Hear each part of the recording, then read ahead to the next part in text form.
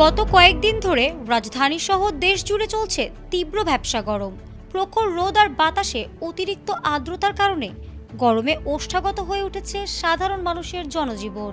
বিশেষ করে তীব্র গরমে শ্রমজীবী ও পথচারীদের চরম ভোগান্তির মধ্য দিয়ে দিন পার করতে হচ্ছে। ঘরের বাইরে বের হলেই অসহ্য গরমে সাধারণ মানুষ নাকাল হয়ে পড়ছেন। তবে এই দমবন্ধ পরিস্থিতির মাঝেই কিছুটা স্বস্তির বার্তা দিয়েছে আবহাওয়া অধিদপ্তর। শুক্রবার রাজধানী ঢাকা ও এর আশেপাশের এলাকায় বজ্রসহ বৃষ্টি হতে পারে বলে আবহাওয়া অফিস জানিয়েছে। আবহাওয়ার বিশেষ পূর্বাভাসে এই স্বস্তিদায়ক তথ্য নিশ্চিত করা হয়েছে। আবহাওয়ার পূর্বাভাসে বলা হয়েছে যে আজ ঢাকার আকাশ আংশিক মেঘলা থেকে শুরু করে অস্থায়ীভাবে মেঘাচ্ছন্ন থাকতে পারে। এই সময়ের মধ্যে রাজধানী ও তার পার্শ্ববর্তী এলাকায় অস্থায়ীভাবে হালকা থেকে মাঝারি ধরনের বৃষ্টি অথবা বজ্রসহ বৃষ্টি হতে পারে।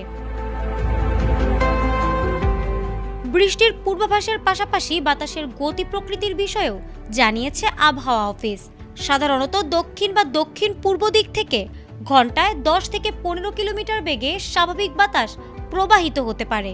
তবে ঝড়ো আবহাওয়ার কারণে পশ্চিম বা উত্তর পশ্চিম দিক থেকে ঘন্টায় 30 থেকে 40 কিলোমিটার বেগে অস্থায়ী দমকা হাওয়া বয়ে যাওয়ার প্রবল সম্ভাবনা রয়েছে।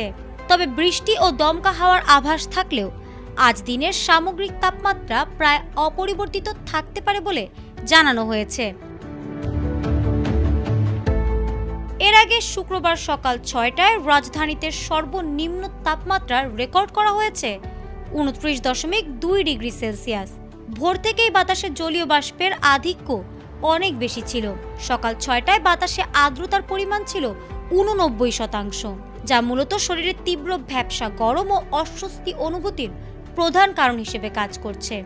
উচ্চ আর্দ্রতার কারণেই মূলত তাপমাত্রা যতটুকু তার চেয়ে অনেক বেশি গরম অনুভূত হচ্ছে। তীব্র গরমের নাকাল নগরবাসীর জন্য এই কাঙ্ক্ষিত বৃষ্টির সাময়িক স্বস্তি নিয়ে আসবে বলেই ধারণা করা হচ্ছে। তবে বৃষ্টির সাথে হঠাৎ দমকা হাওয়া ও বজ্রপাতের সম্ভাবনা থাকায় বাইরে বের হওয়ার সময় নগরবাসীকে সতর্ক থাকার পরামর্শ দিয়েছেন আবহাওয়াবিদরা। একই সাথে জরুরি প্রয়োজনে বাইরে বের হলে সবাইকে ছাতা সাথে রাখার আহ্বান জানানো হয়েছে। ফারহানা হক, ATN বাংলা।